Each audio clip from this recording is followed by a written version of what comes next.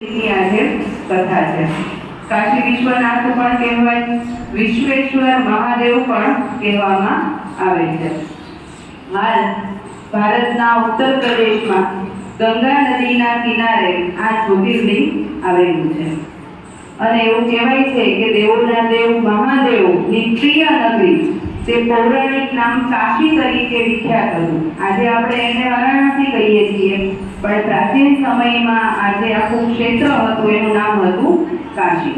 ભગવાન ભોળાનાથની અતિ પ્રિય નગરી ગણવામાં આવે છે એ છે કાશી વારાણસી.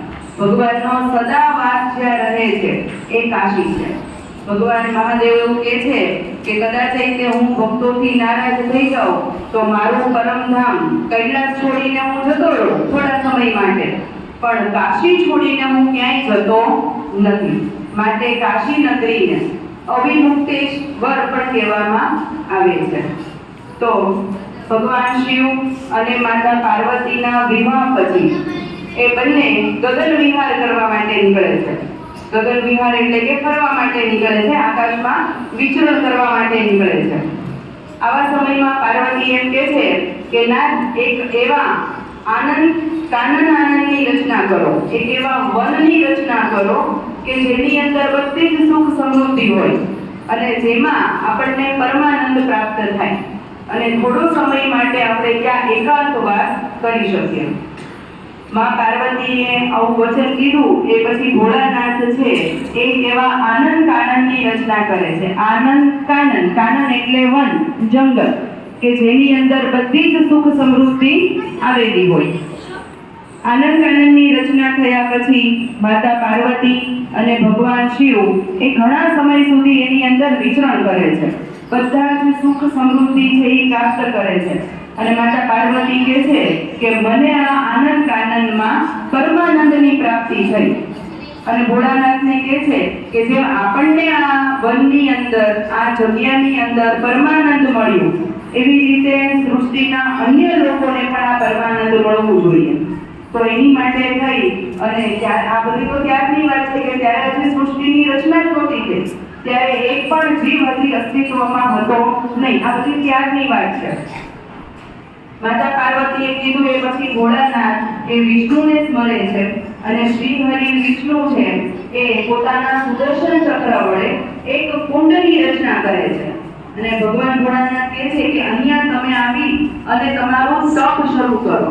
તમારું જપ, તપ, ભક્તિથી આ ક્ષેત્રને સમૃદ્ધ બનાવો, જેથી કરીને અહીં નિવાસ કરવાવાળા લોકો છે એ પરમાનંદની પ્રાપ્તિ કરે. મહાદેવના વચન પછી શ્રી હરિ વિષ્ણુ છે એ પોતાના સુદર્શન ચક્ર વડે એક તળાવની રચના કરે છે, એક કુંડની રચના કરે છે અને હજારો વર્ષો સુધી એ તપ કરવા માટે ત્યાં આગળ રહી જાય છે. ભગવાન વિષ્ણુ હજારો વર્ષો સુધી ત્યાં તપ કરે છે અને ભગવાનને પ્રસન્ન કરે છે અને સમગ્ર સૃષ્ટિનું ધીમે ધીમે ત્યાં નિર્માણ થાય છે એવું કહેવામાં આવે છે. પણ તપ કરતા વખતે ભગવાન વિષ્ણુને એટલો બધો પ્રશ્વેદ થાય છે, પરસેવો થાય છે કે પરસેવાને કારણે આખું જે આકાશ અને આ સૃષ્ટિનું નિર્માણ કર્યું હતું એ પ્રલયમાં ડૂબી જાય છે. આવા સમયે ભગવાન ભોળાનાથ એ પોતાના ત્રિશૂળની ઉપર આખી જે કઈ સૃષ્ટિ હતી એને ધારણ કરી લે છે. ત્યાર પછી ભગવાન વિષ્ણુ એ એમની સામે હસે છે અને પોતાનું મસ્તક નમાવે છે. આ મસ્તક નમવાથી એમના કાનમાં રહેલો મણિ કર્ણફૂલ એ નીચે પડે છે. જે જગ્યાએ એ મણિ નીચે પડ્યો અને અત્યારે મણિકર્ણિકા એવું કહેવામાં આવે છે. આજે તમે કાશીમાં જાઓ, વારાણસીમાં ભગવાનના દર્શન કરવા જાઓ તો મણિકર્ણિકા ઘાટ આવેલો છે. તો એવું કહેવાય છે કે ભગવાન વિષ્ણુના કાનમાંથી આ મણિ પડવાથી આ મણિકર્ણિકા ઘાટ છે એ બન્યું છે. પછી ભગવાન વિષ્ણુ બંનેની પ્રાર્થના કરે છે માતા પાર્વતી અને ભોળાનાથની કે હવે સૃષ્ટિના કલ્યાણ માટે તમે અહીંયા કાયમ માટે બિરાજમાન થાઓ. અને શિવ અને શક્તિ એ બંને શું કરે છે, ત્યાં આગળ કાયમ માટે બિરાજમાન થાય છે. વારાણસી એવું નામ, તો જે નગરી કાશી બની એ કાશી નગરીની ઉત્તરમાં વરુણા નદી આવેલી છે, દક્ષિણમાં અસી નદી આવેલી છે અને પૂર્વમાંથી આવે છે ગંગા નદી. એવું કહેવાય છે કે આજે પણ વારાણસીને તમે યાદ કરો, કાશીને યાદ કરો એટલે માં ગંગાનું કલકલ વહેતું જળ આપણને યાદ આવે, ઘંટારવ યાદ આવે, વારાણસીમાં થતા જે કાંઈ દીપ જ્યોત છે એ મનમાં આપણને સ્મરે છે.